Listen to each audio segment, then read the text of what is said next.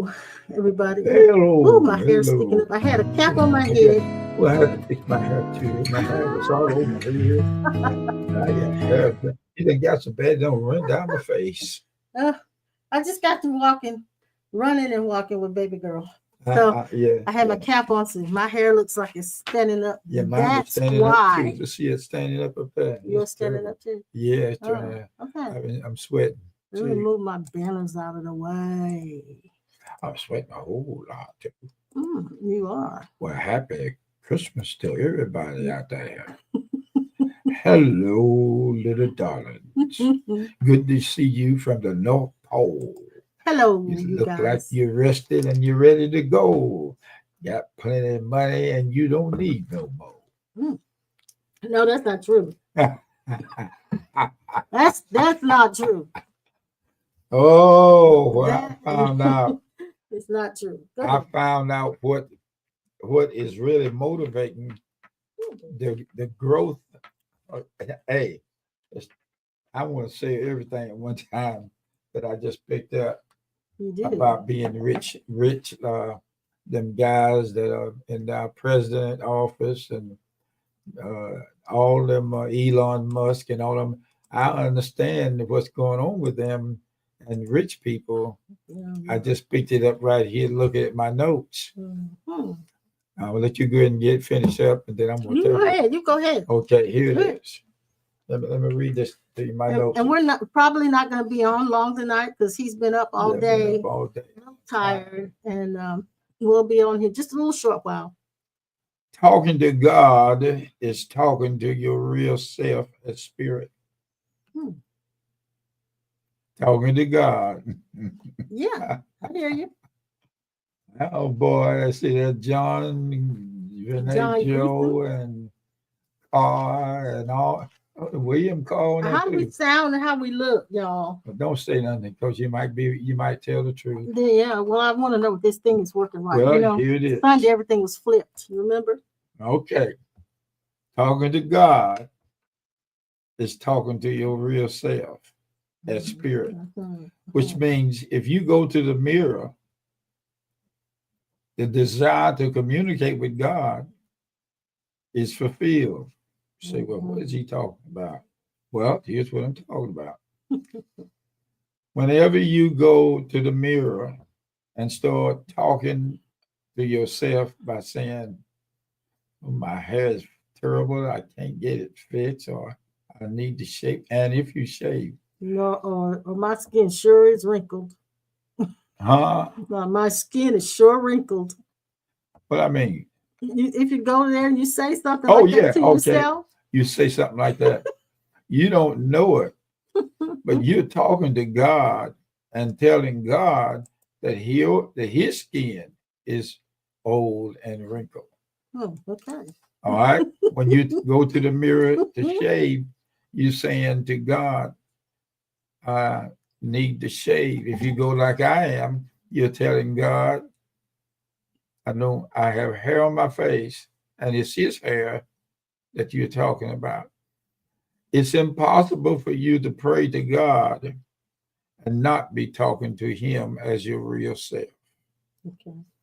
Getting saved is waking up to one's real self. True. Salvation is only for waking up. But we try to add to salvation by saying or acting like you have arrived to a identity crisis. And God is telling you, your God self is telling you that you haven't finished yet. Being born again is a new birth experience, but it is the new you that is telling the mind that you have risen above it. But by us believing and putting together or using the God kind of belief, thinking that it is not the false self and get crossed up with the real self. Mhm. We are pretending to be here. Okay. You never left God. The illusion is that you came to a place and you came from a place at the same time, came to and from a place at the same time. Mhm. The I am the truth of God. I am. The I am in everything you're saying. Mhm. God is saying, I am that I am. It is you that is everything. So when you brought forth the illusion to be here, you brought with you everything. I can get this water, my mouth dry up, but I can't say that. Can you just focus on one of those statements and expound Okay. on it? Because you've given us quite a bit. All right. Every statement is a Everything. whole message. It's a whole message. That's right. And I wrote it down to cut what you call the holographic projection, the illusion of being here, not ever leaving God is a lie. Well, You never left. We never left God. You True, can't. You true, can't leave true, who is true. everything. I want to take one sentence, one Okay. statement. All right, go the ahead. first statement. Okay. Talking to God is talking to your real self Right. and spirit. Can you expound on that? Because Okay. how did you arrive at that particular truth? Well, I started talking to God in the mirror. Okay.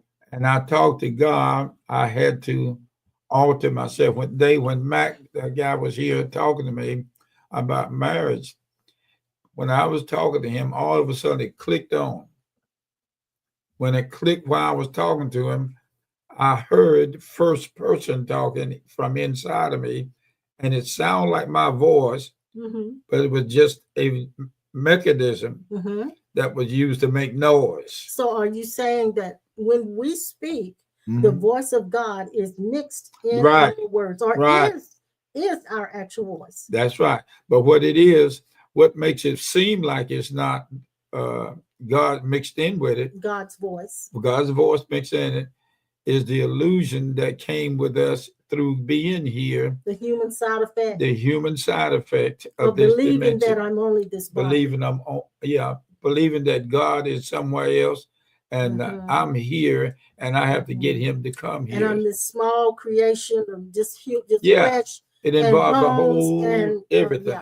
Okay. Now, here's what I found out about the musk and the trip. Look at my notes. I'm looking at your notes because I want to take Okay. statement at a time, because Okay. your statements, those statements are packed full of truth that needs to be seen for everyone. So now in your second statement, you said getting saved is waking up to the one real self. Yeah. But what happens is that it gets mixed up. It gets tangled, entangled from the thinking mind, from the intuition conditioning of being in this dimension, and it goes no further. Or the learned behavior, The behavior of being in this dimension. Insight. Being in this dimension, we are so gaudy. We are absolutely gaudy. Without being aware. Without being aware of it. Yes. Or believing the lie that God is somewhere and we are here by ourselves, or with other selves by themselves. Yes. And both selves and all the selves of the universe on this planet believe that they have not, that believe that they come, they don't even believe they came from somewhere except for the womb to be born in this world. I thought I realized something while you were explaining all of that. Sunday we talked about the gray area. You remember that? We talked about the gray area, how many of us have come into this light of this this light of truth, this truth, and we have at this point begun to see beyond the illusion and beyond the darkness of what we used to be in, or fighting an unseen enemy. Yeah. But I'm realizing now, as we talk, that there are bulbs. We have different size bulbs in our house. Some of these bulbs are really bright. Mm-hmm. Some of them are really, really dim, and they're supposed to be dim, like the ones behind us. Yeah. They're very dim, and I can even dim them more. So some of us, while we are walking in that light, and as that light, we're not as bright as others in that sense, because we have not evolved to that point, I guess. I'm going to say it like that. So there are degrees of light. So some of us are not in as much darkness as others. That's right. Because our light that we are has dispelled a lot of that darkness, or not as much of that darkness. You're hitting on it. Demons and Satan or Lucifer are really light beings who project just like us, but they decided not to stop here. They decided to remain invisible in order for them to do things that causes the light in them to diminish. Well, this is which created deformed, ugly-looking creatures. Which is what a demon becomes when they get that far from the light. Yes. And we are the light of God, who decided by the Holy Spirit, new birth and all that.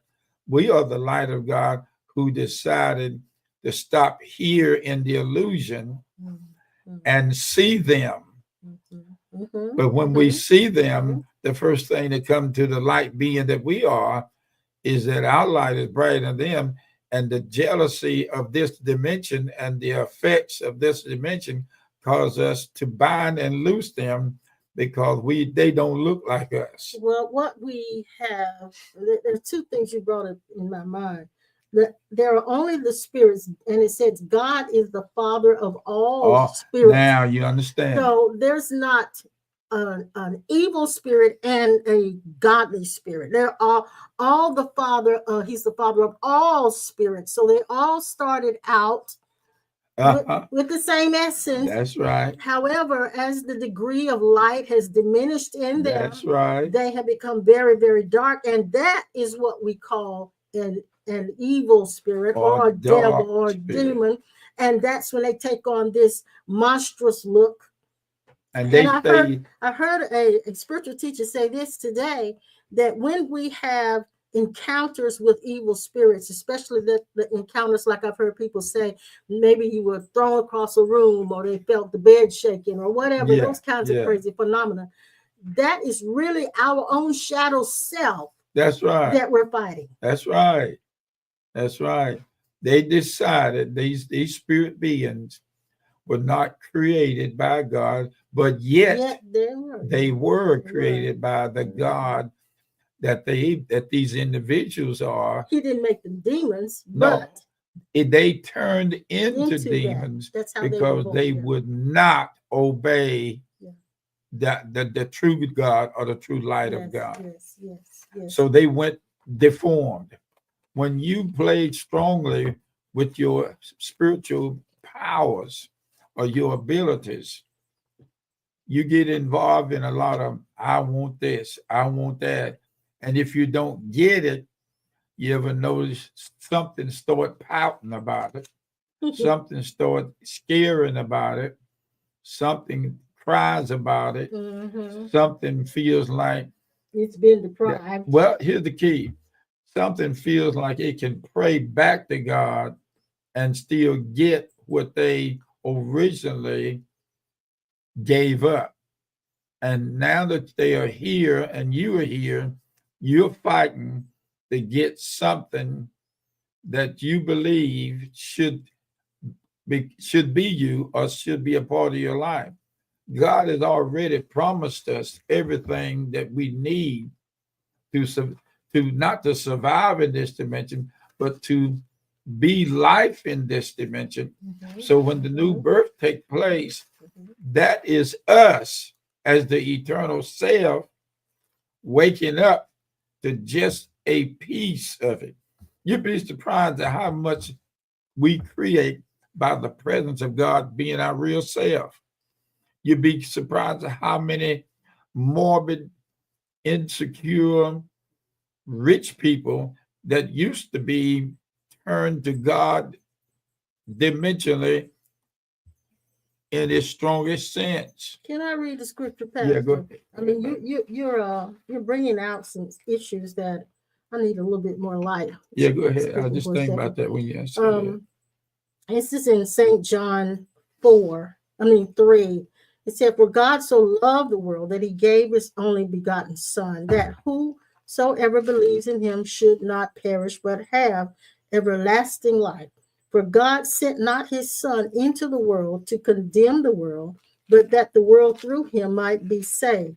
While I was reading that, I had an epiphany. Yeah. That scripture that I just read says this: "For God sent not his Son into the world to condemn the world." Right. So if I flip that just a little bit, I'm going to say, for God sent his Son into the world not to condemn the world. That's right. Not to condemn the world. That's right. That's right. So That's Jesus right. did not come to condemn the world. That's right.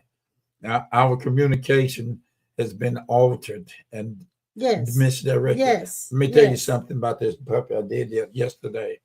Okay. I started rubbing her tongue like I'm doing now. Rubbing her tongue. I started rubbing her tongue. I started speaking to her in tongues yesterday. Okay. And she's doing it now. She's moving her head around. And I started speaking in tongues. And all of a sudden, she turned with my hand on her chin. Like she's looking directly away from me now.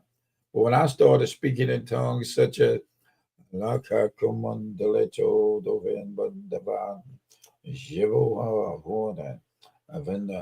to see when I start doing that, it changes her mode. And she stopped and looked at me like this. Yeah. And that's the first time I ever seen her. And the Lord has given me special things to do to dogs to get them to do such things as winking one eye. And when the eye was, I say, "Are you okay?" She'll do both eyes like that.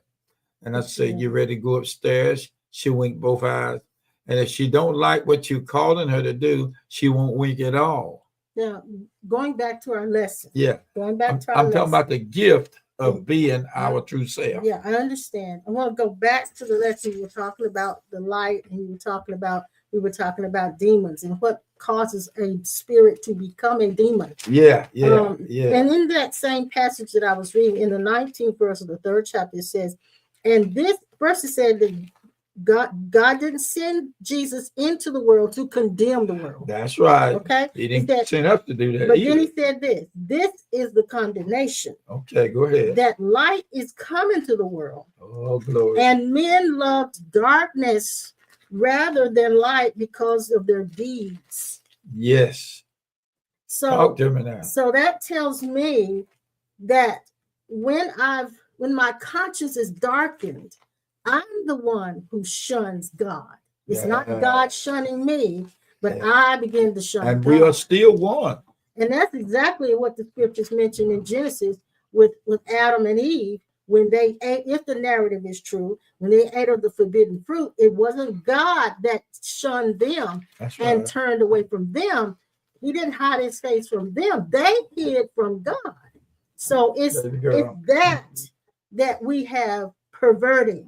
That's right. It isn't God that's turned from us. No, it's not.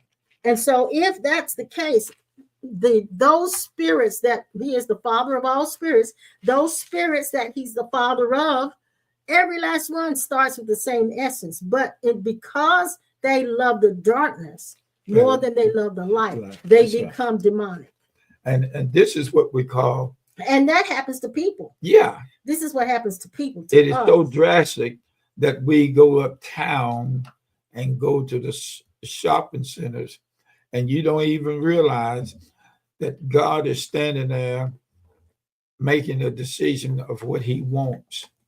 Now, this is the misuse of God. You made me think of something. When a being comes out of their body at death, death of the body, that being has a choice to go into the light. Yeah, go ahead. Yeah, go. Stomach. Well, go ahead. Please excuse me, please. I know this is good. I hate to go ahead, baby. Okay. You take you. Yeah. Go ahead. I got it. Go ahead. Just make sure you shut that door behind you. Okay. I'm feeling sick. Go ahead, baby. You don't have to know all of that. Go ahead. You gonna be okay? Yeah. You sure? Yeah. All right. So where was I? Okay. So I've got to get my thoughts together now. What he was saying.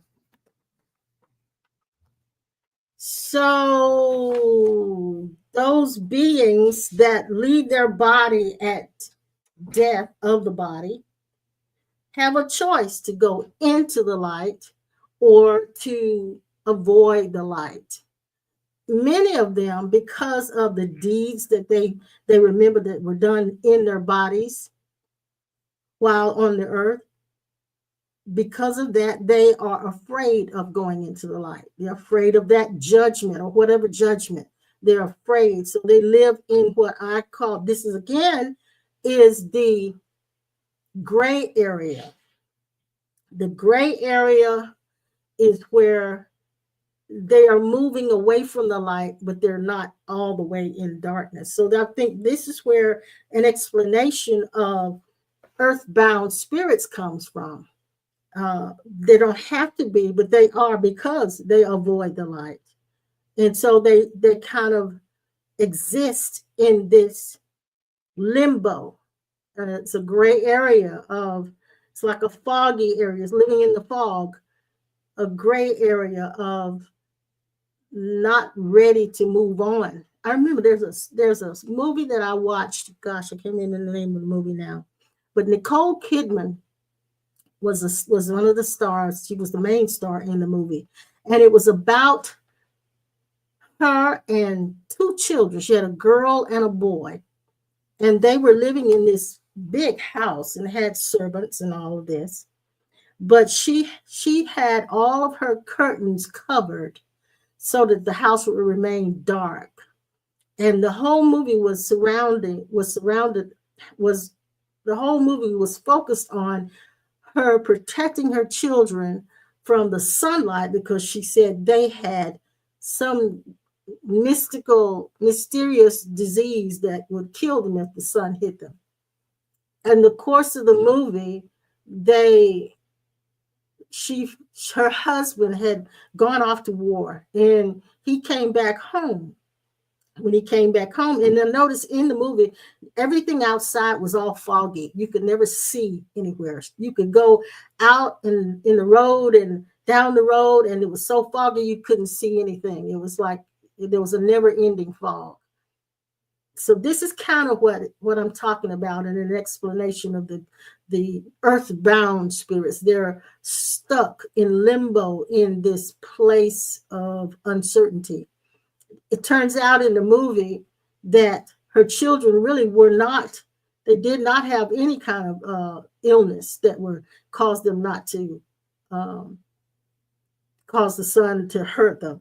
But what in fact had happened is she had murdered her children, and she was afraid of the light. So she kept the curtains drawn so that they would not go into the light. And it was just really, and now I want to go back and look at that movie, because now I understand. This is and they were earthbound. They were earthbound. So this is what causes earthbound spirits, if you want to even go into that phenomenon. So now I understand that a lot of the things that we encountered in church and that we saw happen with deliverance and all of those things, where some people would say that's not real. It is real in the sense that there are entities that are spirits that started out with the same essence as all of the rest of us who are divine, but yet they shun the light and they live in that gray area. So now they are in this dimension where they affect people and they're not moving on. So this is how we see all of this different type of spiritual activity. And again, when it's something that affects us, it's usually because our shadow self, the darkest parts of us that haven't been dealt with, are now being exposed. And as they're exposed, there are these, what's the word I'm looking for? There are these acting out. There's this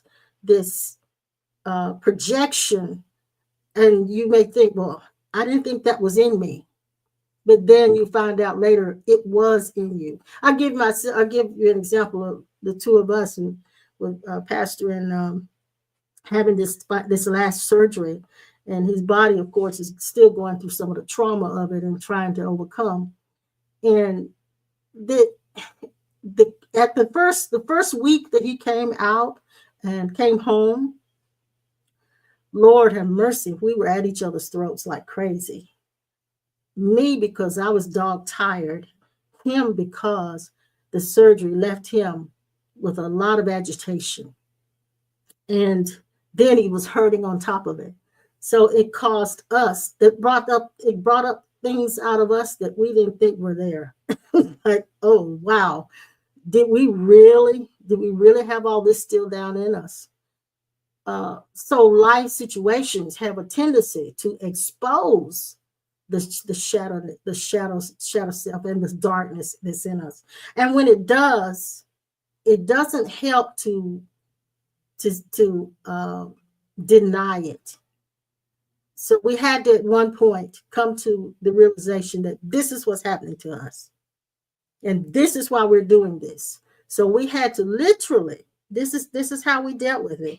We literally had to give each other space, physical space, so that was coming up out of us would not continue to interact.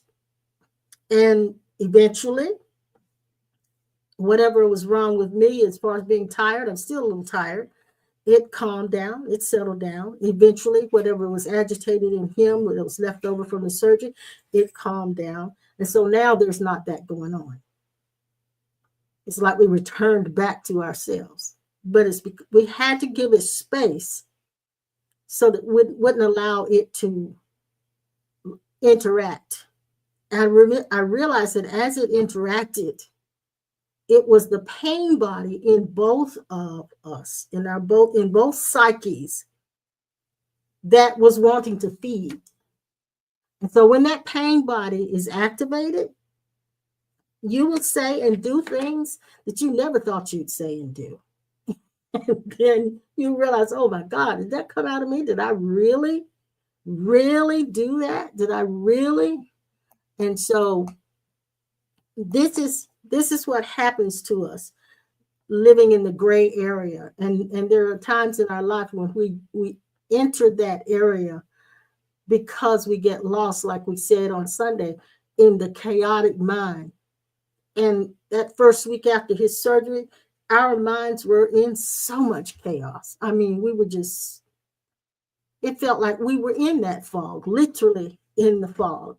And so I want to encourage you to not run away from your shadow self, but to realize it and be aware. And when you're aware of it, you can then begin to, when you see it, it then loses a lot of its influence.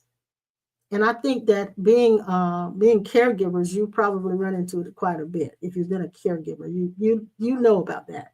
Or if you've been a parent, you know about that, because your child has a tendency to bring that up out of you, especially if you are already in a chaotic mindset or feelings in upheavals. So that again is what causes the demonicness to come up out of people, to come forth out of people. So there's no one exempt, but there's no one that's really, really evil. But there's things that are being activated and exposed in them because of their life's experiences and the learned behavior that causes them to look and act like a demon at some point. Totally out of character for some people when they find themselves in that chaotic mind. And I read on Sunday what a chaotic mind was, and it was such a long list. All of the things that are in the mind. How in the world we even get to a point of focusing and having attention placed on things when we've got all of that stuff still going through us. Let's see if I can find it right quick. Because it was long. It was long. Let's see. Yeah, here I got it. This is the nonstop talking machine. There are endless thoughts, ideas, concepts, meanings, memories, plans, doubts, repetitions, nonsense, fragments of music, past events, stories, opinions, speculations, images of objects, music, imaginations, fantasies, daydreams.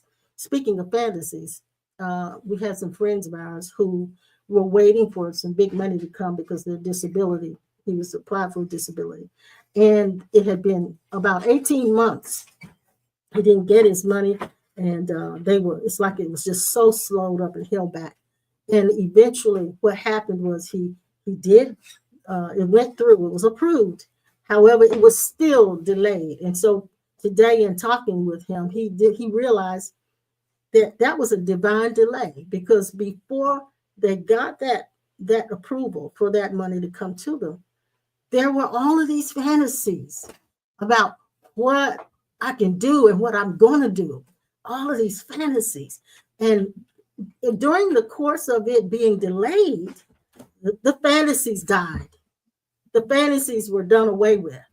They were no longer there. And so now he realizes that it was God that delayed the approval of that money, because it saved them from the fantasy which they had dreamed of would have been devastating for them had it gone through. But not knowing that this is what they desire. So a lot of times our desires, our fantasies, our imaginings, things we want to happen, a lot of times we think would be good for us, would not be good for us. And so a lot of the delays are actually not only delays, but a lot of the things that never go through are really grace and blessings that keep us from having more problems than we would have had they come through. Now I'm back. Are you okay? I'm doing pretty good. Okay, good. Desire and fantasies is what alter the shape of our spirit abilities. The desire is so strong that we constantly wake up in the morning wanting to do opposite of what we came here the to mind do. goes off every morning. Yeah, it goes off, micromanaging everything. And it's really you telling your powers of the God identity not to be used for what it is. Actually, the craving and desires of wealth and prosperity is a very altering self-identity. And the reason why I say that, he said, I wish above all things that you might be like prospering as your soul prospers. As your soul. Now, what he's saying there in this dimension, he's saying if you would give yourself over completely to your identity, you would be struggling trying to remain as an outfit. What do you call it? I'm telling you, it's a big word that comes up everywhere. You're trying to alter, you're deforming yourself. You are deforming yourself into something that you originally was not. But at the same time, you chose to make this a dream. Yeah. And then you choosing to make it a dream. Yeah. You kept going and kept messing with it. You're like Dorothy in the Wizard of Oz. She had an out-of-body experience because of the storm. Yeah. And she landed in a place where everybody had what they wanted. But Dorothy wanted something different.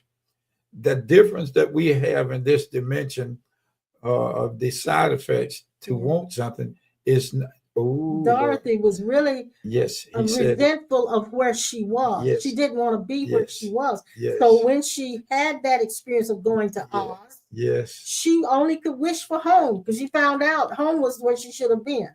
All the desires for Dorothy to come home was mixed up in a little girl that wanted to play and have fun that was added to the Oz experience. But when she finally thinned out a little bit, as she got closer to the yellow brick road, and those people coming from the other side are beings, the lions and all that, and the scarecrow There were talking. aspects of herself, There were aspects of the herself. people around her. That's yes, right. Yes. And she empowered them when she spoke to the straw man. Yeah. When she spoke to the straw man, he was a hanging on a pole. Yeah. He wanted a brain. He wanted a brain. Right. And these are beings that came here and lost a lot of things by wanting and desiring so strong. Yeah, in that movie, she found out that everything she looked for outside herself was inside herself. That's right. Everything she needed to go home was inside of her. And she found out that all of the wizard, all of the things that she thought the wizard could give her was only an illusion. And that the good witch also made her wake up. So see, the good witch and the bad witch is the example of misuse of powers in the affected dimension that we are in. And the good queen told Dorothy, the good witch, honey, all you had to do was click your heels together. And it's almost like Dorothy was shocked that she could do that and get back to her original self. So having said all that, you know where we're going with that. Yeah. That the power that you need to have or do or go any place that you're looking for and desiring is right there inside of you. Not only that, but the desires that you have may not be that is for you, because the desire for her to be away from Kansas is what caused her to have that Wizard of Oz experience. When we give up desires, the real desires of God comes into play through waking up. Well, this is the truth. And you know this, that 99% of our decisions is made through the data that we have inside. The download, that's right. From learned behavior. There you go. That's where most of it comes from. And we go from one lifetime to another lifetime. So if I've never been beautiful in my life and I have a chance to become beautiful, to change and alter my body, I may go the whole gamut and do everything I can to become beautiful. Yeah, you know what? I saw a guy on TV today on one of those shows. He wanted to look like Justin Bieber because he thought Justin Bieber was good looking. Yeah. So he spent over $100,000 to try to alter his face, had hair implants so he could have bangs like Justin Bieber, and looked nothing like Justin, but he wanted to look like Justin Bieber. So he was determined to alter himself. And this is what happens to us. And that's what causes light beings to be acting demonic. Yes. And they act like that way so long to actually what happens, like he got the surgery. What happens so long, if you watch the history of those that have had surgery like that, they turn into looking like monsters. They do. They become very unnatural. And that all happened because you're taking what God has already put in you to be able to do things. Not satisfied with it. The main thing he's saying to all of them, your desire is an indication for you to desire to come back to your true identity. Yes. Those desires and wealth and prosperity of our government is a distraction from our true self to fight government positionings and to fight each country and each state to try to get them, each state, to turn into monsters and never get back home. That's right. That's what it is. Any distraction from where you really came from or the illusion that you believe that you left is manifested through these guys in our particular government that are trying to get us to get what we want, and knowing that if we get it, we're not going to be satisfied, because the desire really, every desire really, I keep saying that because it is so real. But the desire really is to come back home to the kingdom, and the kingdom has been taught here with prosperity, wealth, and happiness. Before we came here, we are always been that. But for you to come here and use it, your ability to use it to give people something that'll distract them from waking up, is the dark side of beings, of light beings, using their power to make people get trapped. Take a drink of water. It's dry as a bone. Yes, it's very dry. It's very dry. Every time I try to say something, my lip gets shut. Maybe that means we need to be quiet a little while. But anyway. Overheated radiator. So anyway, I think we're going to end here. Oh, Lord Jesus. Yes, I am. I'm going to end here because you need to rest. And I can tell you need to rest.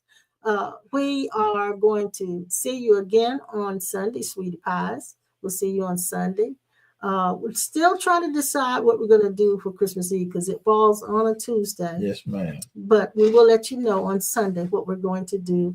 But in the meantime, we thank you for spending this time with us. We didn't go quite an hour tonight, but that's okay because I know we said what you needed to hear. And if not, we can always get it again next time. We can get it again next time. And we're just glad to have you guys with us. James Dixon and Kelly, hey, how y'all doing? Sister Sharon, John Greason was in the house, and Brand was here, and Brand was here. Brother Kessler was here, and sister and brother-in-law were here.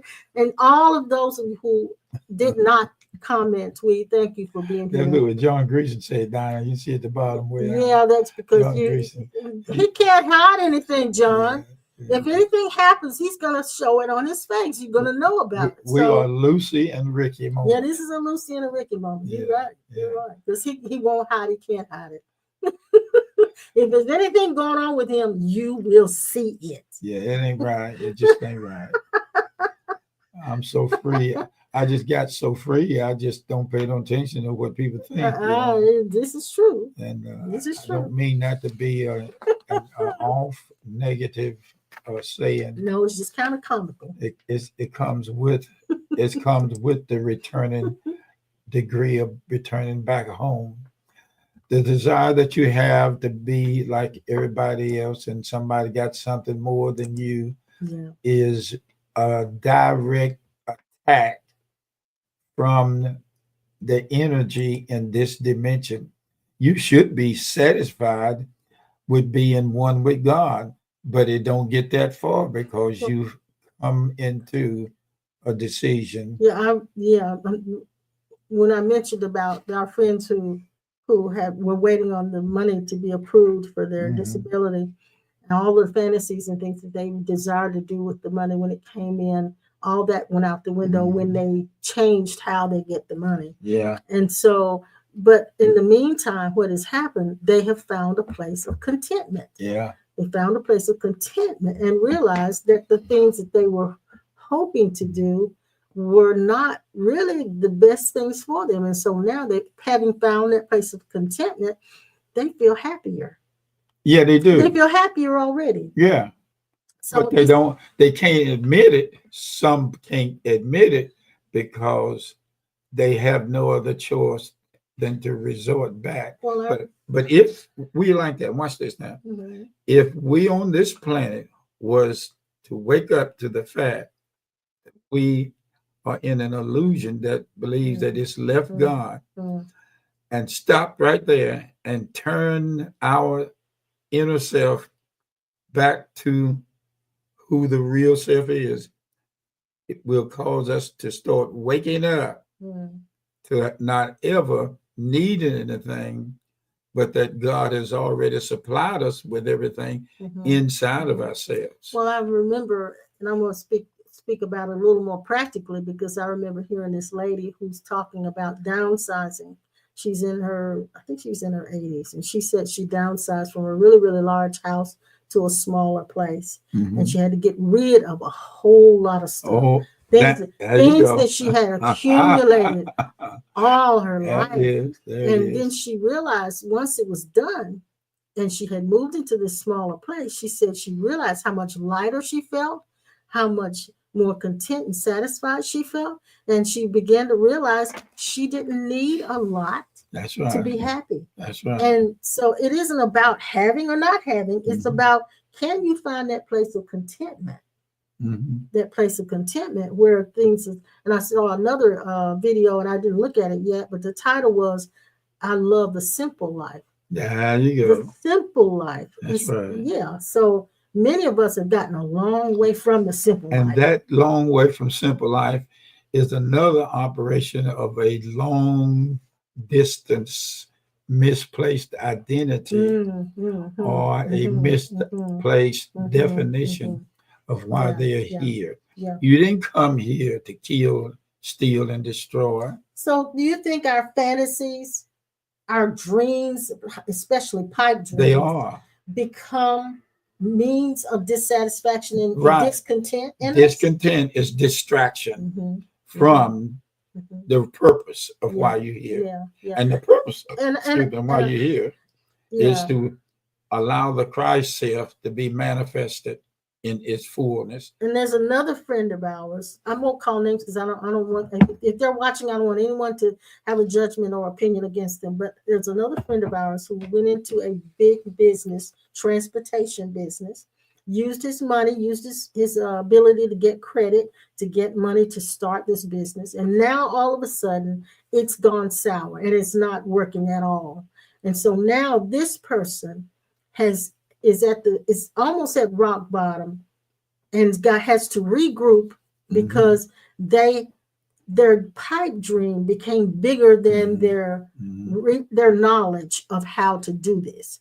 And so now it's about, as a business person, getting all of the information about what it is you're about to go into before you go into it. And this is where that person now, our friend, is beginning to see he can regroup and go back into the business, but it may be a different kind of business, or it may be done differently.